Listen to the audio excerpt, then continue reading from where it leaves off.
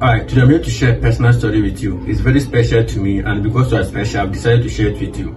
And it's just about how I lost a tooth. If you can see me, if you observe me critically, you can see that I've lost a tooth. And it wasn't intentional, very accidental thing, of course. And I want to just give you a brief of how everything happened. There was this day that I returned from school, and then we were back then 2010 or 11, one of them. We were renting a house. Yes, we were renting a house, and the landlord, as usual in Ghana here, he was a farmer, and then he was like, Saturday, I want you to go and help me bring my harvested corn from the farm to the barn back home. So as obedient children, of course, we decided to help. So when it was Saturday, he said we should give him some time. So as part of giving him the time to prepare himself, we went out to play some football outside on the backyard. So after playing, he came to call us that we should go in and assist him bring the corn home. And by then he has already hired a tractor that to help convey the corn back from the farm to his house. So we hop in the tractor, and then we all go to the farm. And the farm was about somewhere miles away. Yes, I can't really tell the exact distance, but it's miles away. So we go to the farm. We were putting everything back into the trailer as part of the activities. So we finished putting all the maize, and the maize, we used to jump them inside the tractor. So some of them used to pass the other side and fall back to the ground. So once we finished picking what was just heaped at one side, and then everything was okay, I decided to walk around the tractor and then pick the fallen ones and then put them back into the tractor. So just beside the tractor, I was quite to pick this corn. So I picked one, picked two, and then I put everything into a basket, gave it to them, they put back into the tractor, and I got a basket, empty one again, and I decided to pick the remaining corn to be put back into the tractor. So it was during this time that I didn't also know they were about to close, raise some wood that they have already kept on the ground. They call it a locker. The tractor, yes, conductor, he calls it a locker. So he said he was about taking the locker back onto the top of the tractor in the load. I didn't know, and I was still squatting picking this corn. So all of a sudden, after raising the thing up, the load, and for that matter the wood, back to the guy on top of the tractor, he couldn't hold it well, and then the thing fell back to the ground. And unfortunately, I was just at the spot where the wood was just coming. The only thing I heard was, "Hey, run!" And by then I can't run anymore.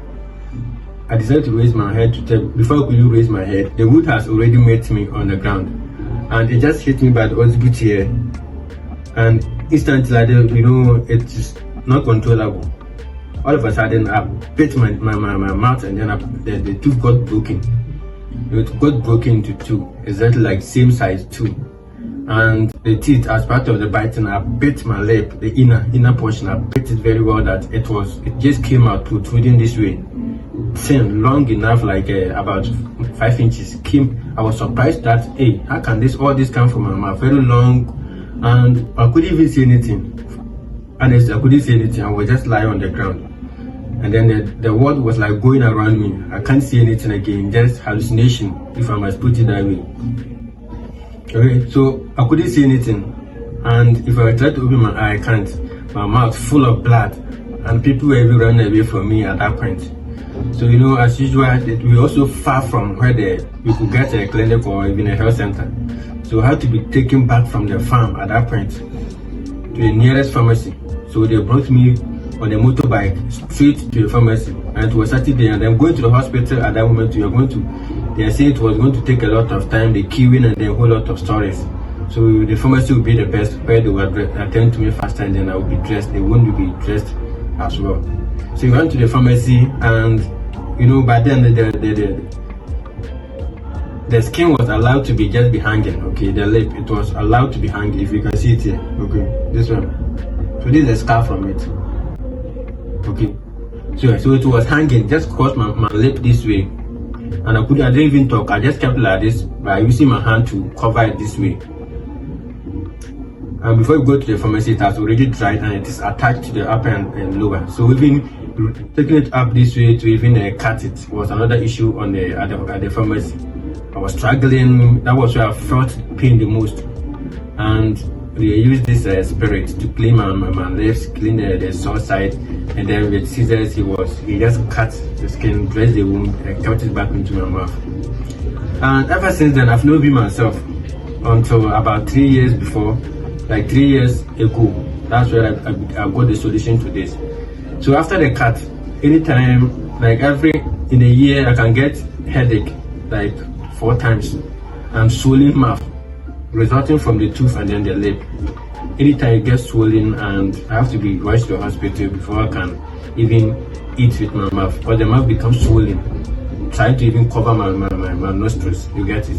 So I was just struggling. Honestly, I was struggling to do it, and it has been with me for more than 4 years. Until recently, I decided to take the tooth to a dentist, and then that was where I was advised to either get it removed or they fill it. And if I get the money, I come to buy a crown where they use it to face to attach it to make it a full one for me.